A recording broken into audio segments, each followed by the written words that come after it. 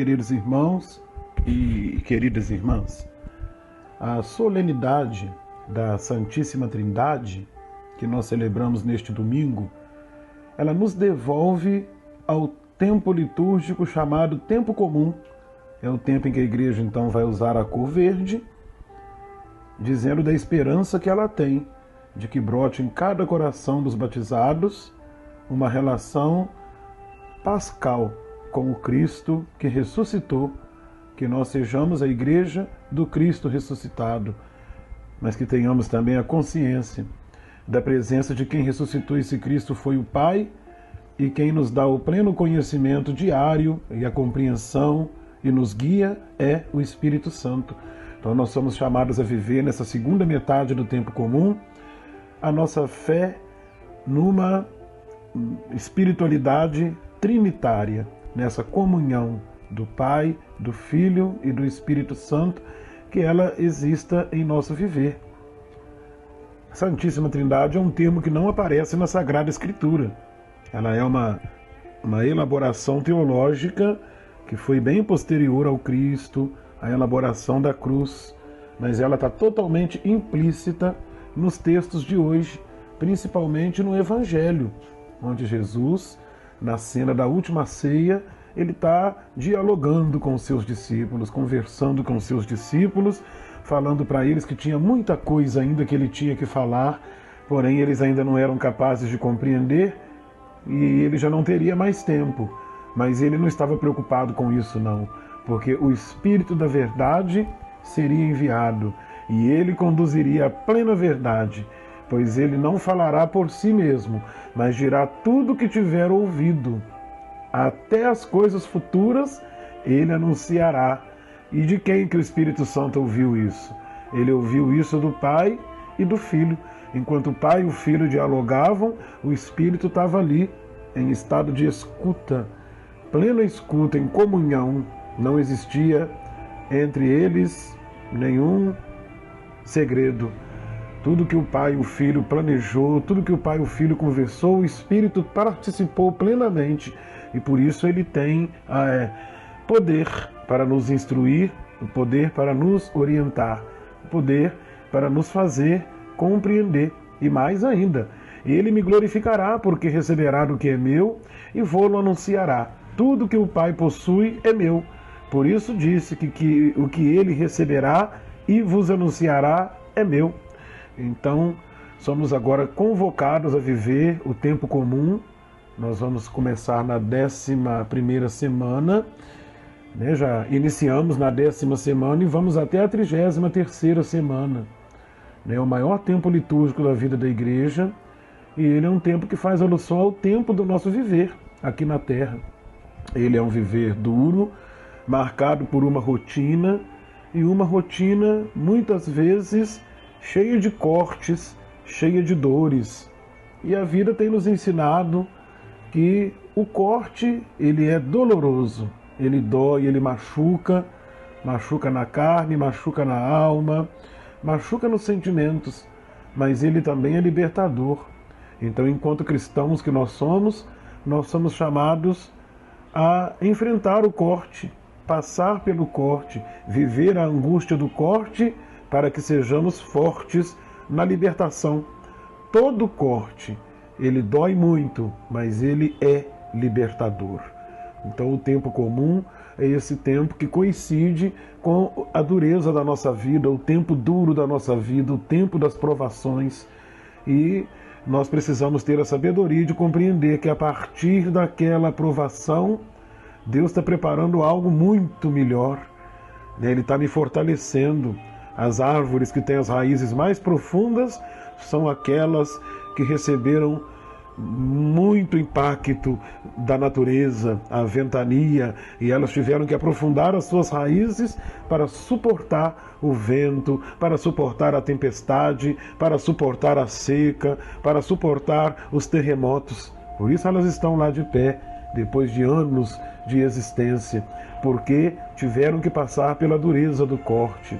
Então a primeira leitura que nós vamos ouvir nesse final de semana, ela é tirada do livro de Provérbios, capítulo 8, e ela vai dizer para nós que a sabedoria de Deus, ela existe antes de tudo. A sabedoria de Deus, ela tem uma força criativa.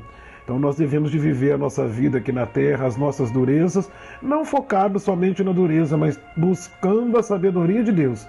Porque a sabedoria de Deus, ela é geradora de vida. Onde a sabedoria de Deus reside, ali tem força de vida, ali tem muita criatividade, ali tem a esperança, ali tem tudo o que nós precisamos para vencer os obstáculos do nosso viver. Já a segunda leitura que nós vamos ouvir nesse final de semana é tirada de Romanos, capítulo 5, versículos de 1 a 5, e ele vai falar justamente disso. Um dos passos para a gente viver a sabedoria de Deus é a gente aprender a louvar, glorificar a Deus todos os dias, falar muito obrigado, Senhor, e louvar mesmo a Deus por tudo aquilo que está rodeando o nosso viver, nos libertar da dinâmica da reclamação e abraçar a dinâmica do louvor. E São Paulo nos convida a louvar até mesmo pelas tribulações. Olha que sabedoria de Paulo. Nos gloriamos também de nossas tribulações, sabendo que a tribulação gera constância. Olha só, quem não passa pela tribulação nunca vai ser uma pessoa constante na vida, firme.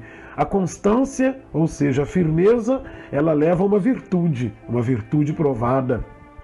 Que bonito ouvir isso nesse domingo. Nós que vivemos num mundo marcado por tantos vícios, é sinal de que as virtudes não estão sendo buscadas. A virtude é o bem que a gente aprende a viver repetidas vezes, e o vício, ao contrário, é o mal que a gente vai vivendo também repetidas vezes. Então temos que aprender a buscar as virtudes. O Papa Francisco nos alerta muito para isso na sua encíclica Evangelii Gaudium, que nós sejamos um povo virtuoso. E São Paulo vem nos trazer essa notícia de que a aprovação ela gera constância, a constância gera uma virtude provada e a virtude desabrocha em esperança. Olha que bonito, é uma cadeia de bênçãos, de graça, aquele que aprende a viver sob o signo da sabedoria de Deus. E aí o Paulo vai concretizar a carta hoje aos Romanos, dizendo que a esperança não decepciona, porque o amor de Deus foi derramado em nossos corações pelo Espírito Santo que nos foi dado. Então agora, por mais que a gente viva experiências negativas, o amor de Deus, ele é o nosso cálcio. O amor de Deus agora é o fundamento do nosso viver e não tem nada acima do amor de Deus. É esse amor derramado abundantemente em nossos corações pelo Espírito Santo é que nos estimula a viver amando, perdoando, cultivando a nossa fé, promovendo encontros, cuidando do irmão e viver esta fé em plena comunhão, como o Pai, o Filho e o Espírito Santo na comunhão nos ofereceram a vida. Nós também na comunhão somos chamados a perpetuar esta missão. O salmo de hoje, o Salmo 8, ele traz para nós como resposta que o Senhor nosso Deus é grande, é de nome grandioso por todo o universo. Então nós somos chamados a olhar no universo e muito para além da mão destruidora do homem, das construções, das brigas, das querelas, das fofocas, das intrigas, a gente saber encontrar a sabedoria de Deus, a grandeza de Deus, o amor de Deus que é grandioso por nós. Que nosso Senhor Jesus Cristo esteja sempre do seu lado para te defender, dentro de ti para te conservar, diante de ti para te conduzir, atrás de ti para te guardar e acima de ti para te abençoar, pela imposição de minhas mãos sacerdotais e pelos merecimentos da Virgem Maria, Mãe de Deus, e de Santa Rita de Cássia. Desça você, meu irmão e minha irmã, desça sobre sua casa a bênção de Deus sobre Todo-Poderoso, Ele que é Pai, Filho e Espírito Santo. Amém.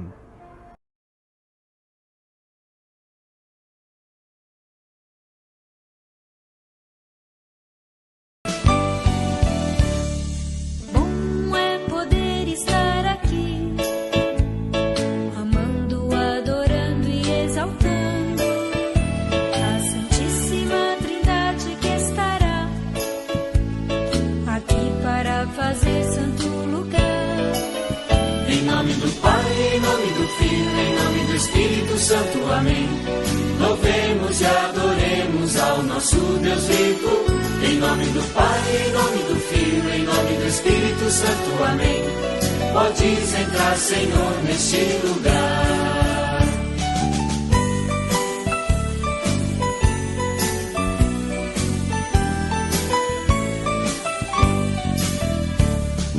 Bom é poder estar aqui, amando, adorando e exaltando a Santíssima Trindade que estará aqui para fazer santo lugar.